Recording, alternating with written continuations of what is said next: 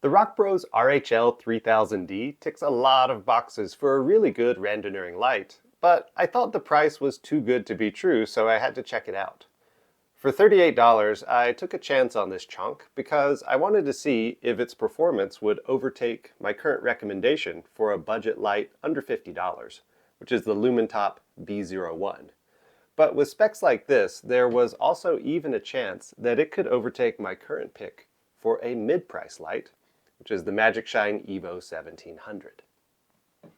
Now, spoilers ahead, this light does perform really well, but some cost-cutting design choices condemn this light to headlight hell. Let's dive in. At the center of the value proposition here is this massive aluminum shell housing what I assume are two 21700 batteries, which should be about 36 watt-hours of total capacity. That means more juice for brighter beams and longer run durations. All that's really needed from there is that the beam should be decently shaped. It doesn't even have to be perfect with all that extra power. We can see here the LED is placed at the top of the reflector, and it reflects down here, which means that there's a sharp cutoff and that the beam shape is at least intentionally designed, which is more than we can say for some headlights.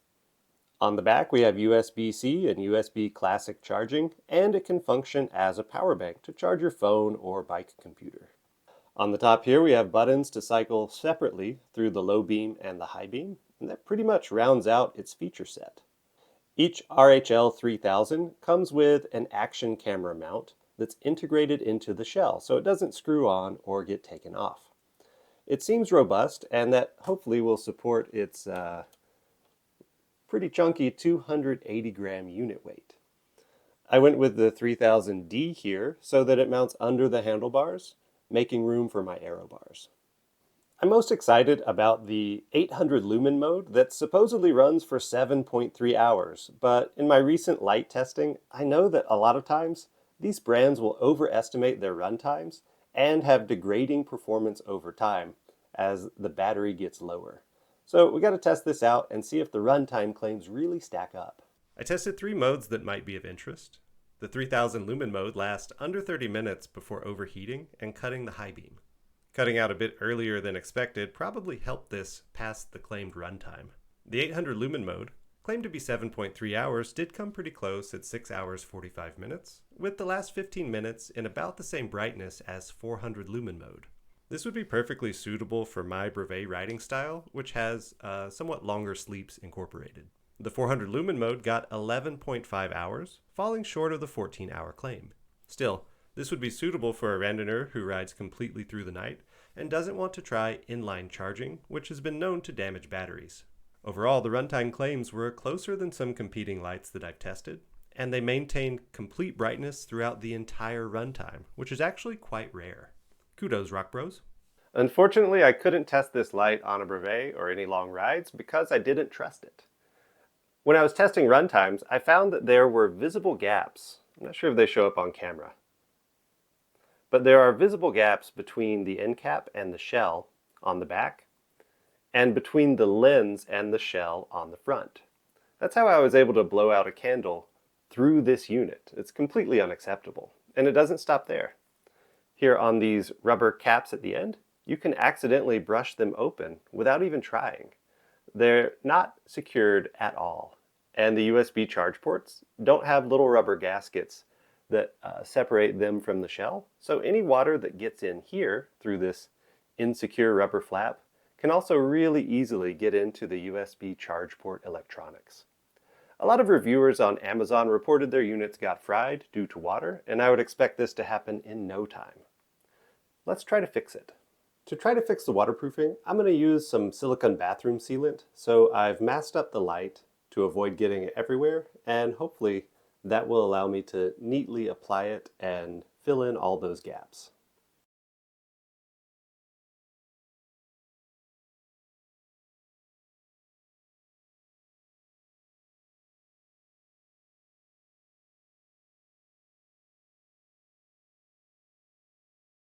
Okay, halfway through the drying process, I unmasked the tape over the light, and that allowed the silicone to dry enough for it to stick to the unit but all the excess got pulled off with the tape, left with pretty clean lines and silicone filling all the gaps here on the lens and on the side of the lens, over the top of the buttons, and all around the rear edge where the cracks were especially visible. Unfortunately, I was unable to do anything here about the USB-C ports and these kind of loose-fitting rubber sleeves, but this is the best I can do, and finally I feel comfortable to take it outside. If this all seems a little bit absurd, that's because it is. But anyway, with that extra task out of the way, let's take it outside and see how the beam is on the road. All right, out here testing the beam of the Rock Bros R3000. Of course, the high beam with whatever 16 or 1800 lumens, whatever they advertise, is quite bright, and it has a somewhat even distribution of light.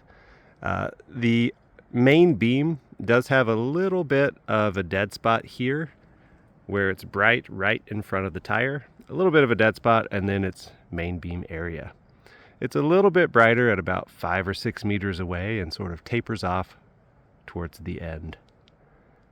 On the medium-high setting, it's still quite usable, still quite even, and of course the dead spot remains. And here on what they call their 400 lumen mode, I believe, this is not quite usable. It's really dim to my eye, and this is not something I'd really want to use. And this is their low setting. I would only ever recommend this for some emergency situation. One interesting part about this light is the high beam is independent of the low beam, which is a pretty neat feature, but the high beam just shoots way up into the sky, so only usable for mountain bike riders.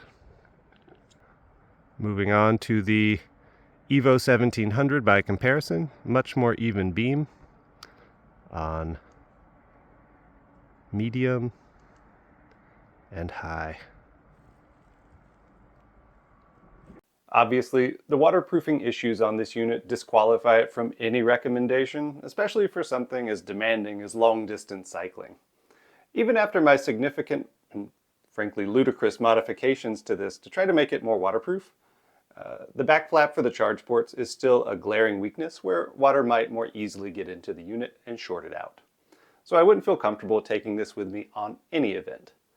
That said, this review and the sort of experiments I've done and testing I've done on this unit kind of can inform to us what makes a good light for randonneuring, and also how close Rock Brothers came to having a real contender on their hands. First, Rock Brothers has proved that you can have an inexpensive light with a decent beam, large battery size, and a sharp cutoff that doesn't dim over time. Of the lights that I've tested so far, most of them, front and rear, show significant dimming over the course of their charge life, and that's not reported to customers. At best, I consider that deceptive, and at worst, it's a danger.